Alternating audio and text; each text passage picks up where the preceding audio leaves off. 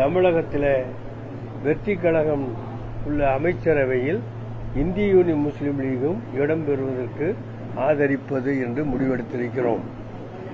இந்திய யூனியன் முஸ்லீம் லீகு அமைச்சரவையில் இடம்பெறுவதற்கு ஒப்புக்கொண்ட அதே நேரத்தில் அருமை சகோதர சகோதரிகள் இங்கே 3 மணி நேரமாக விவாதம் பண்ணியது என்ன என்றால், நாம் 2 எம்எல்ஏக்கள் பெற்றிருக்கிறோம்.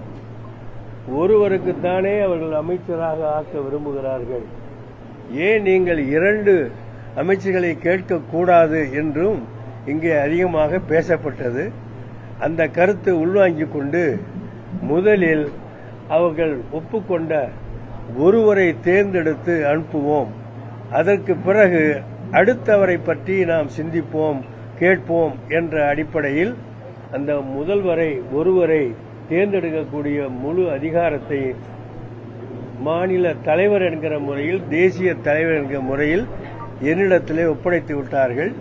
அப்போ ஒப்படைத்த காரணத்தினால 2 எம்எல்ஏக்களிலே பாபநாசம் தொகுதி எம்எல்ஏ AM ஷாஜஹான் அவர்களை நாங்கள் அமைச்சரவையில் இடம்பெறுவதற்காக வேண்டி சிபாரிசு செய்வதென்று முடிவெடுத்திருக்கிறோம்.